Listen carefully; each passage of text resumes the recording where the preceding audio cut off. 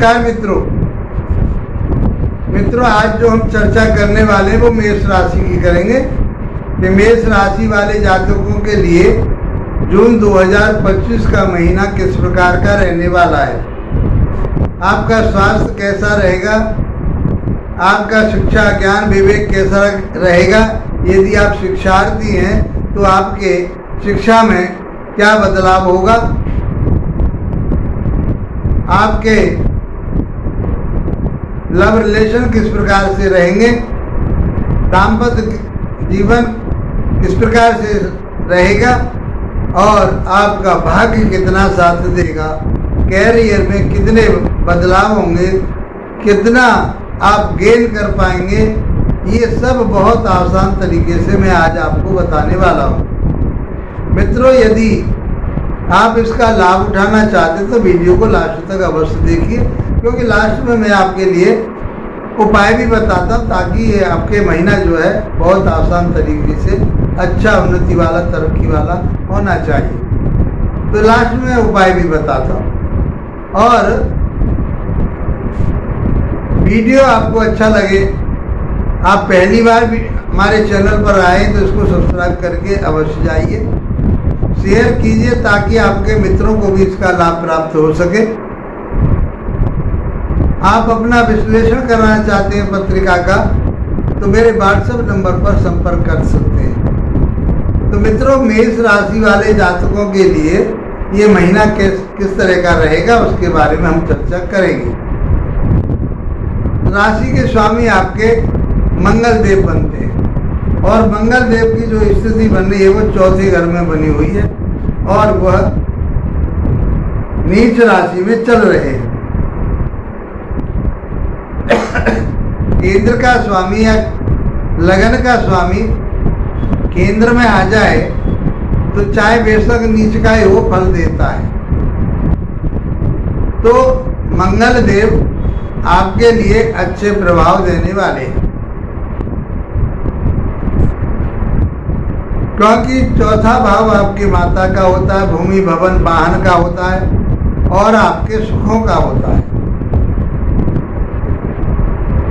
तो यहाँ बैठ कर के आप का जो रुझान है वो भूमि भवन वाहन की तरफ को जाएगा।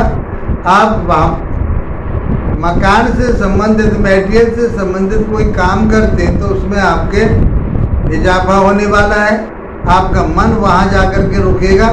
माता की स्वास्थ्य का आपको ध्यान रखना चाहिए, उनके माता के स्वास्थ्य का ध्यान रखना पड़ेगा और अपना भी ध्यान रखना पड़ेगा। एग्रेसी ना आए, क्रोध ना आए और उसके कारण कहीं हेल्थ इशूज ना बने। तो माता के लिए भी आपको स्वास्थ्य का ध्यान रखना पड़ेगा। राशि के मुताबिक शुक्रदेव आपकी राशि में चल रहे हैं जो आपको रोमांटिक बनाएंगे, वैभवशाली बनाएंगे, आपको भूमि भवन वाहन दिलवाएंगे और जो लग्जरी लाइफ जीना चाहते हैं उसकी तरफ को आपको प्रेरित करेंगे। दूसरे भाव में सूर्य और बुध बैठे हुए हैं, तीसरे भाव में गुरुदेव बैठे हुए हैं, पंचम भाव में केतु बैठे हुए हैं और मैंने बताया जैसे कि राशि के स्वामी मंगल जो है वो चौथे भाव में नीचे के चल रहे हैं। 11वें भाव में राहु बैठे हुए हैं और 12वें भाव में आपके शनिदेव पहुंच चुके हैं। आप पर शनि की 7.5 प्रारंभ हो चुकी है और शनि देव आपके फेवर वाले ग्रह नहीं हैं, जबकि वो 10वें भाव के और 11वें भाव के स्वामी हैं और ये शनि देव 12वें भाव में चले गए। तो आपके कर्म क्षेत्र वगैरह को उसके बारे में चर्चा करेंगे। तो ये आपकी ग्रह स्थिति है, आपको क्या फायदा होगा, क्या लाभ होगा और क्या हानि उठानी पड़ेगी। तो इसको बहुत गंभीरता के साथ वीडियो को लास्ट तक देखते रहिए और उन समस्याओं का समाधान के लिए, उन समस्याओं से निकलने के लिए मैं आपके लिए उपाय भी अवश्य बताऊंगा। तो मित्रों, पहले हम आपके हेल्थ की बात करें। जैसे मैंने आपको बताया स्वामी होते हैं आपके मंगल देव और इसको आप राशि से भी देख सकते हैं और लगन से भी देख सकते हैं। परिणाम दोनों तरह से सेम आएंगे। तो आप जिद ना करें, क्रोध ना करें, हठी ना बने, जल्दबाजी ना करें। कोई भी काम आप कर रहे हो धैर्यता से कीजिए, सोच समझ करके कीजिए। जल्दबाजी में आपको वो काम नहीं करने हैं। यदि आप जल्दबाजी में काम करते हैं तो आपके लिए परेशानी हो सकती है। इसलिए सोच समझ करके उतावलेपन में कोई भी काम आपको नहीं करना है। आप जल्दबाजी करेंगे नुकसान उठाएंगे, क्योंकि काम कहीं ना कहीं बिगड़ेगा। तो आप पहले तो अपने विवेक से सोचिए समझिए, बुद्धि के आधार पर फिर उस काम को करिए। जो भी आप काम कर रहे हैं, चाहे वो बिल्डिंग मटेरियल का काम है आपका, चाहे होटल का काम है आपका, और चाहे अग्नि से संबंधित कोई आपका मैकेनिकल काम है आपका, इलेक्ट्रिकल काम है आपका, तो आप समझ लीजिए कि उसमें आपको गंभीरता रखनी पड़ेगी, आपको उसके बारे में समझना पड़ेगा। ये मंगल देव की प्रवृत्ति आपके रहेगी। तो क्रोध गुस्सा नहीं करें तो अच्छी बात है, क्योंकि ये 8वें भाव के भी स्वामी है। स्ट्रगल बढ़ जाए, परेशानी बढ़ जाएगी, आपके लिए कहीं दिक्कत आ सकती है। तो इसलिए आपको जल्दबाजी नहीं करनी, धैर्यतापूर्वक अपना काम करना है।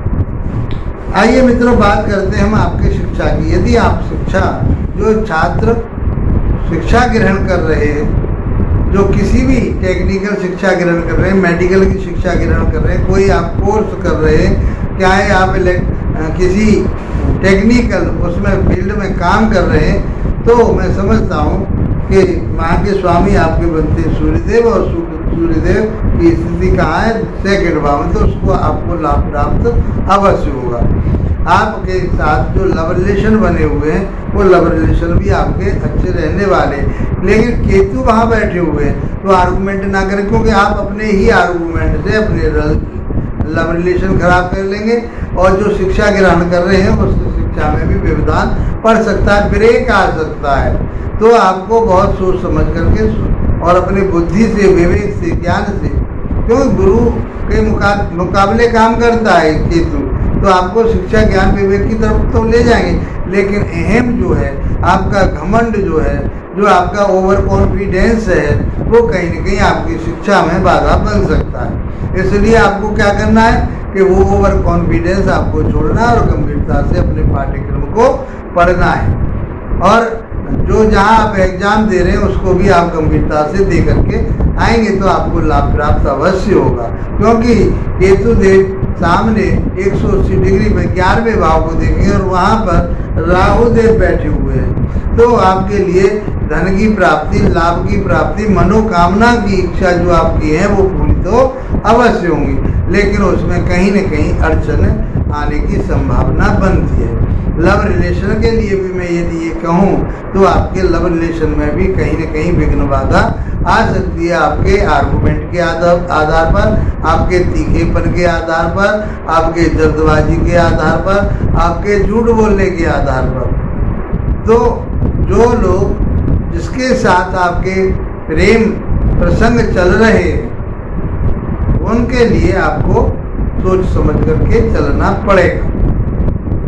आइए मित्रों, अब बात करते हैं हम आपके दाम्पत्य जीवन। तो वैवाहिक जीवन आपका जून के महीने में कैसा रहने वाला है?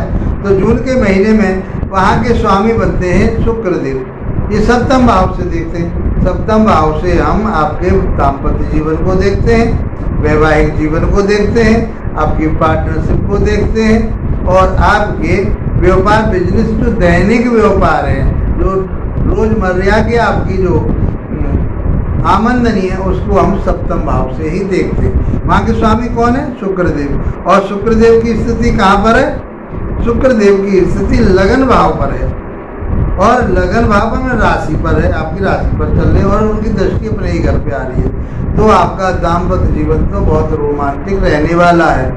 आप घूमने फिरने के लिए जा सकते हैं, घूमेंगे फिरेंगे, रोमांस करेंगे, आप है ना, एंजॉय करेंगे, आप आनंद की प्राप्ति करेंगे। तो आपके लिए ये समय, ये महीना तो बहुत अच्छा रहने वाला है, क्योंकि शुक्र तो इस महीने यहीं पर रहेंगे, अपने ही घर को देख रहे हैं, लगन में बैठ करके, राशि पर बैठ करके।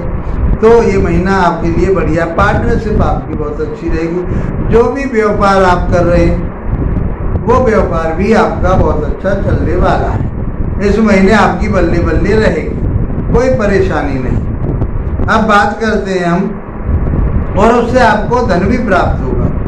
भाग्य की बात करते हैं। भाग्य के स्वामी कौन है? गुरुदेव। और गुरुदेव कहाँ है इस समय? तीसरे भाव में, तीसरी राशि में, बुध की राशि में। बुध क्या है? बुध बुद्धि है और वाणी है। गुरु क्या है? ज्ञान है।